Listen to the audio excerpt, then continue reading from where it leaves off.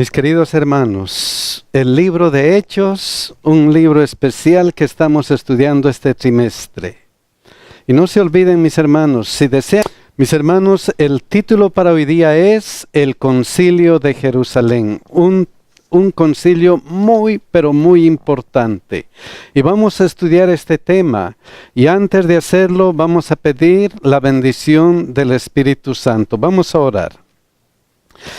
Querido Dios que estás en los cielos, otra vez estamos aquí tus hijos, listos para abrir tu santa palabra.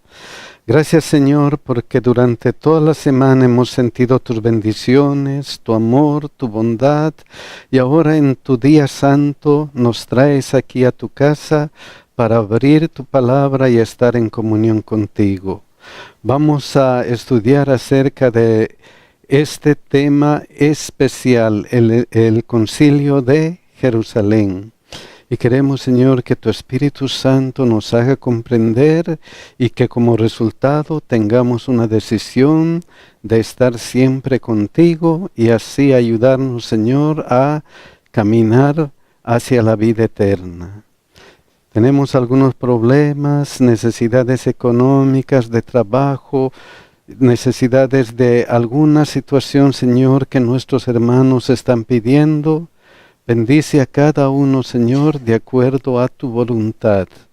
Que cada uno reciba una porción de tu Espíritu Santo para que puedan seguir hacia la patria celestial. Te lo rogamos en nombre de Jesús. Amén.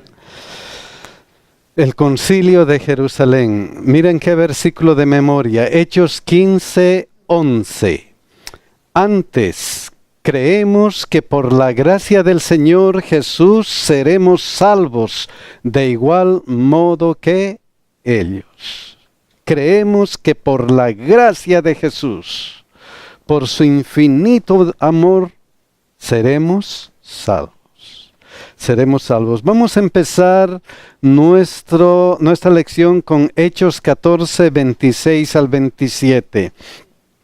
Recuerden, era los viajes misioneros de Pablo. Habían terminado el primer viaje misionero y ellos estaban retornando y miren lo que dijeron.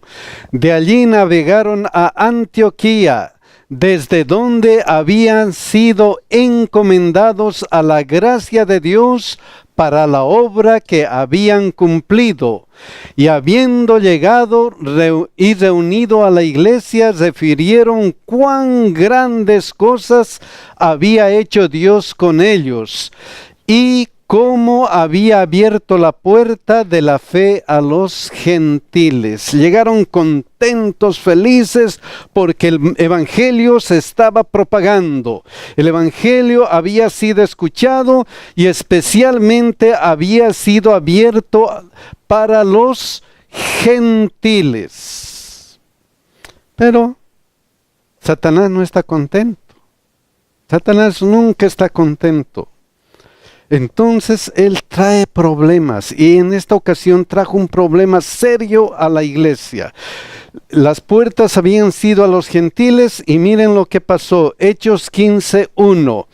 Entonces algunos que venían de Judea enseñaban a los hermanos: si no os circuncidáis conforme al rito de Moisés, no podéis ser salvos. ¡Wow! Si no os circuncidáis, no podéis ser salvos. Y luego, ¿qué pasó? Miren lo que dice Hechos 15:2. Como Pablo y Bernabé tuviesen una discusión y contienda no pequeña con ellos. ¿Por qué la discusión? ¿Cuál era el problema? La raíz del problema. Miren lo que dice aquí: si no os circuncidáis conforme al rito de Moisés, no podéis ser salvos. ¿Cuál era el problema? Sabe, mi hermano Armando, en este momento es algo que es un punto bien neurálgico. ¿Por qué? Porque este rito de Moisés no fue algo que Moisés inventó. Fue una orden dada directamente ¿por quién? Por Dios. Por Dios. Pero en este momento, bueno, a través del estudio vamos a ver qué pasó durante todo este proceso. Ellos estaban viendo era salvación, ¿por qué? Por obras. Si yo me circuncido, soy parte y soy salvo. Y Jesús vino para mostrar que ya la salvación nunca fue por obras. Wow. Y miren lo que sucede aquí. Este fue un conflicto porque ¿qué estaban predicando? ¿Qué estaban predicando? A Cristo. A Cristo y a Él solo. Miren lo que dice Hechos 4:12. ¿Cuál era la predicación de ese entonces? Y en ningún otro hay salvación. Porque no hay otro nombre bajo el cielo dado a los hombres en quien podamos ser salvos. Solamente ¿quién? Cristo. Por la gracia habían sido encomendados a la gracia de Dios para la obra que habían cumplido por ese amor de Dios. La predicación de ellos era ¿qué cosa? Cristo es tu Salvador. Eso es todo. Y miren la diferencia. Cristo Salvador, si no os circuncidáis, no podéis ser salvos. Dos cosas completamente diferentes. ¿Cómo vamos a ser salvos? ¿Por medio de Cristo o por medio de qué? De las tradiciones que estaban en el Evangelio. ¿Cómo vamos a ser salvos? Y ese era el conflicto. ¿Cómo vamos a ser salvos? Primer conflicto allá para el concilio de Jerusalén. Entonces, ¿qué? Se dispuso que subiesen Pablo y Bernabé a Jerusalén y algunos otros de ellos a los apóstoles y a los ancianos para tratar esta cuestión. Vino a ser algo serio. ¿Cómo eres salvo? ¿Mediante Cristo o mediante algunas cosas que estás practicando? ¿Cómo eres salvo? ¿Qué es lo principal? Y ese era el conflicto, y esto debía ser discutido a nivel de iglesia. A nivel de iglesia, y se discutió en ese momento. Hechos 15:4, miren lo que dice. Y llegados a Jerusalén fueron recibidos por la iglesia y los apóstoles y los ancianos y refirieron todas las cosas que Dios había hecho con ellos. ¿Qué cosas? Que habían abierto la puerta de la fe a los gentiles. Entonces, este concilio era una reunión de ¿qué? De personas, de hermanos de diversas iglesias, para tomar una decisión especial acerca de este problema. Y el problema continuó, miren lo que dice Hechos 15:5. Pero algunos de la secta de los fariseos que habían creído se levantaron diciendo: es necesario circuncidarlos y mandarles que guarden la ley de Moisés. Al empezar el concilio, levantaron la mano y ahí estaban los maestros. Tienen que circuncidarse. ¿Quiénes eran estos? ¿Quiénes eran estas personas? Miren lo que dice Gálatas 1:7. No que haya otro evangelio, sino que hay algunos que os perturban y quieren pervertir el evangelio ¿de quién? De Cristo. Tengan cuidado, porque hay personas que van a tratar de pervertir el evangelio puro de Cristo. Gálatas 2:4, ¿cómo les llaman a ellos? Y estos, a pesar de los falsos hermanos introducidos a escondidas, que entraban para espiar nuestra libertad que tenemos en Cristo Jesús. ¿Quién nos libera? Cristo Jesús. ¿Quién nos salva? Cristo Jesús. ¿Quién ha muerto por nosotros? Cristo Jesús.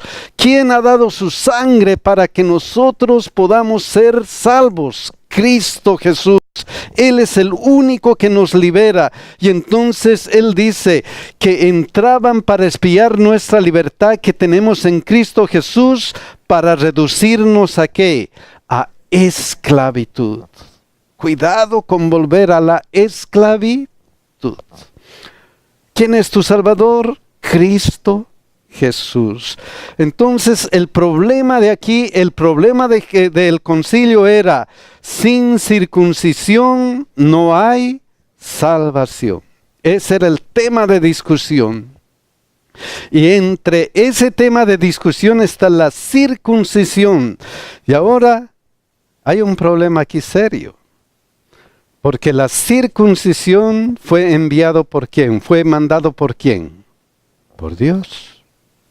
Y eso vemos aquí en Génesis 17, 9 al 10. Miren lo que dice.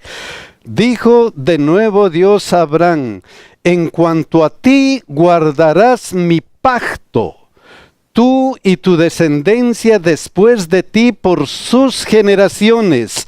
Este es mi pacto que guardarás entre mí y vosotros y tu descendencia después de ti. Será circuncidado todo varón de entre vosotros. Y eso le dijo ¿a quién? A Abraham. Y ahora, ¿quiénes más debían ser circuncidados? Miren lo que dice aquí Éxodo 12, 48. Mas si algún extranjero morare contigo, ¿qué pasa? Y quisiere celebrar la Pascua para Jehová, séale circuncidado todo varón, y entonces la celebrará. Cuando leemos estos dos versículos y leemos esto, parece que tenían ¿qué cosa? La razón. Porque ¿qué dice aquí? Si algún extranjero morare contigo y quisiera celebrar la Pascua para Jehová, séale circuncidado todo varón, y entonces la celebrará. Si no circuncidáis, tienes que ser circuncidado. Y luego miren qué dice: y será como uno de vuestra nación, pero ningún incircunciso comerá ¿de quién? De ella. ¿Parece o no parece que hay un conflicto? Parece un conflicto serio.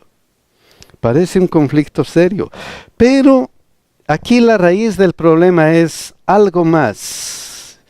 Y la raíz del problema es: no podéis ser salvos. Ese es el problema. Entonces, cuando vamos a la circuncisión, al pacto que le dio a Abraham, ¿cómo Abraham fue salvo? ¿Por la circuncisión? Miren lo que dice Génesis 15, 6. Y creyó a Abraham y le fue contado ¿por qué? Por justicia. ¿Cómo fue salvado Abraham? Por la fe. Por la fe. Él ha creído. Entonces aquí se vuelve a recalcar cómo uno es salvo. ¿Vas a ser salvo por tus ritos o vas a ser salvo por qué? Por la fe en Jesús. Ese es el problema. ¿Cómo vas a ser salvo? ¿Dónde está tu salvación? ¿En el creer en Dios o en las cosas que haces continuamente? Y miren lo que resalta aquí este otro versículo, Romanos 4, 8, 9. Bienaventurado el varón a quien el Señor no inculpa de pecado. ¿Es pues esta bienaventuranza solamente para los de la circuncisión? Y luego dice, o también para los de la incircuncisión, porque decimos que a Abraham le fue contada fe por justicia. Entonces, ¿qué? Sí, hermano Armando, y ahí sigue el apóstol Pablo en el mismo Romanos, porque Abraham recibe la promesa antes o después de la circuncisión. Antes de la circuncisión. ¿Me entiende? Entonces, y dice ahí mismo en el versículo 11, y recibió la circuncisión como señal, como sello de la justicia de la fe que tuvo estando aunque incircunciso. Entonces, simplemente antes de Jesús, ¿qué señalaba todo? ¿Cuál era el pacto? Aquí va a venir ¿quién? Cristo. Un Salvador. Todo estaba señalando para viniendo el cumplimiento del pacto, Jesús siendo nuestro pacto. Después de eso, ya la circuncisión, nuestra circuncisión era espiritual. Jesús es nuestra circuncisión a los que nos aferramos al pacto que Él hizo con el pueblo de Israel. Amén, amén. Y eso recalca en Romanos 4:10. Miren lo que dice. ¿Cómo pues le fue contada a Abraham la justicia? ¿Estando en la circuncisión o en la incircuncisión? No en la circuncisión, sino que en la incircuncisión. Entonces, el problema es que los judíos estaban confundiendo en la realidad de cuando te entregas a Jesús, cuando eres salvo, y la realidad de el pacto. Dos cosas diferentes. Cuando te entregas a Jesús, ¿qué haces? Creo en ti, Señor. Creo en ti, te entregas. Él te salva, te limpia, como dice aquí, no inculpa tus pecados, eres salvo. Él ha muerto para justamente dar eso, la salvación. Yo creo en Dios, creo que me va a salvar, creo que Él es mi Salvador. Y Él te cuida, Él te salva. Y después entras en un asunto de pacto. En ese tiempo era la circuncisión y ahora es el bautismo. El bautismo no te salva, pero solamente ¿qué cosa? Muestra ante todos que eres ¿qué? Hijo de Dios. Entonces, dos cosas diferentes e importantes. Por eso le preguntaron, ¿qué debo hacer para ser salvo? Cree en el Señor Jesucristo. Él creyó y luego ¿qué? Fue bautizado. Fue bautizado. Entonces, esa es la realidad del conflicto. Los fariseos eran los que estaban sobre la circuncisión, y si nosotros recordamos un poquito acerca de los fariseos, eran extremistas en las cuestiones, parecían guardias vigilando a ver quién cumple esto, quién no cumple el otro, por acá buscando siempre fallas sobre los cristianos. Es importante que nosotros entendamos claramente que la circuncisión era para pertenecer a un pueblo. Y entonces, miren lo que dice Romanos 3:30. Porque Dios es uno, y Él justificará por la fe a los de la circuncisión, y por medio de la fe a los de la incircuncisión. Él justificará, ¿por qué? Por la fe. Él salvará al mundo por la fe. Entonces, la salvación es solo por la fe, por la fe.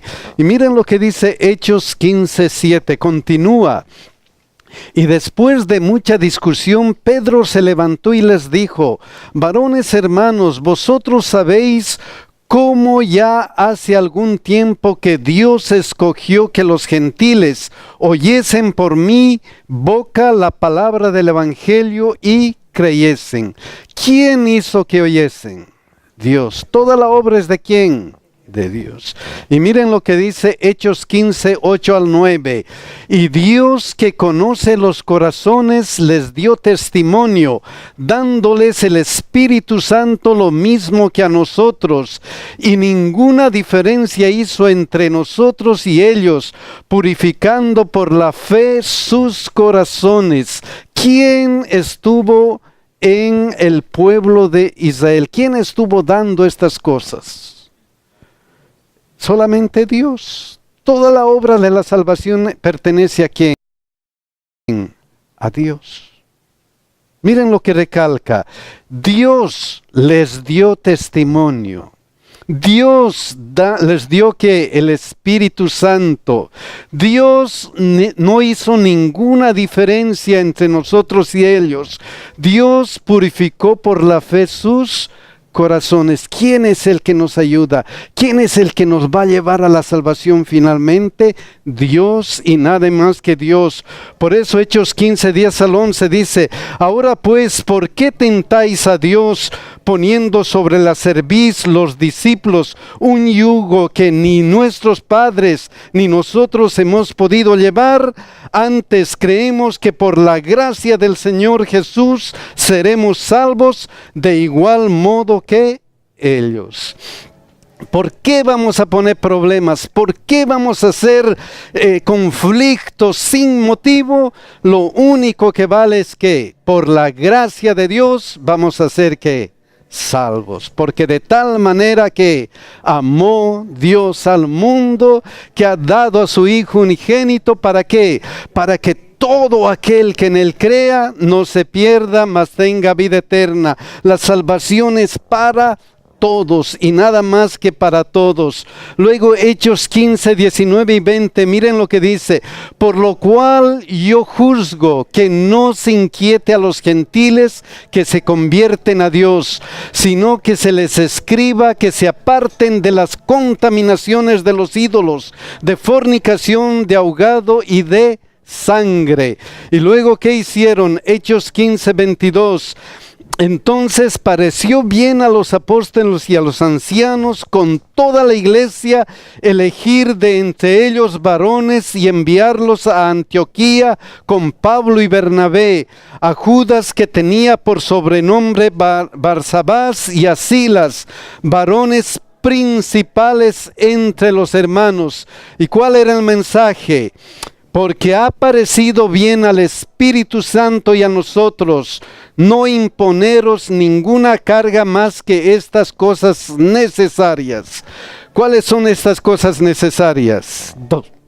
Miren, que os abstengáis de lo sacrificado a ídolos, de sangre de ahogado y de fornicación, de las cuales cosas si os guardareis, bien haréis. Pasadlo, ¿qué cosa? Bien.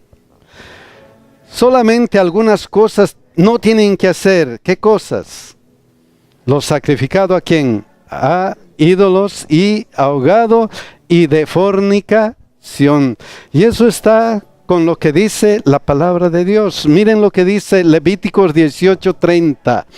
Guardad pues mis ordenanzas, no haciendo las costumbres abominables que practicaron antes de vosotros. No hagan las cosas que hacían, ¿qué cosa? Antes. ¿Y qué eran esas cosas que hacían antes? Y no os contaminéis en ellas, yo Jehová vuestro Dios. En resumen, si te has vuelto cristiano, si has aceptado a Cristo como tu Salvador personal, no hagan las cosas malas que hacían antes. Y esto era asunto de testificación, Uh-huh. de crecimiento espiritual. Yo acepté al Señor Jesús, mi vida no puede ser igual. Ya. Tiene que empezarse a dar los frutos de la fe. No porque esto me va a salvar, porque no me salva, pero sí tengo que mostrar mi vida, el cambio y la transformación que Jesús estaba haciendo en ellos. Y eso es lo que le están pidiendo. Me seréis testigos, dijo Jesús. Entonces el llamado era: ahora han aceptado a Jesús. La circuncisión no es lo importante, es Jesús el Salvador. Ahora que tu vida empiece a testificar que ese Jesús llegó y empezó a transformar tu vida. Igual que le dijo a la pecadora: vete y no peques más.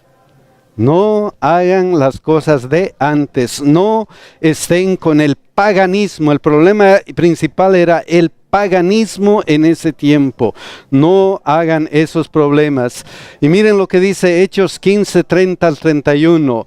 Así pues, los que fueron enviados descendieron a Antioquía y reuniendo a la congregación entregaron la carta, habiendo leído la cual, ¿qué pasó? Se regocijaron por la consolación. ¿Por qué se regocijaron? Porque en ningún otro hay salvación. ¿Solamente en quién? En Cristo Jesús. Esa era la noticia importante. Y luego Hechos 15, 32, miren lo que dice. Y Judas y Silas, como ellos también eran profetas, consolaron y confirmaron a los hermanos que, ¿con qué?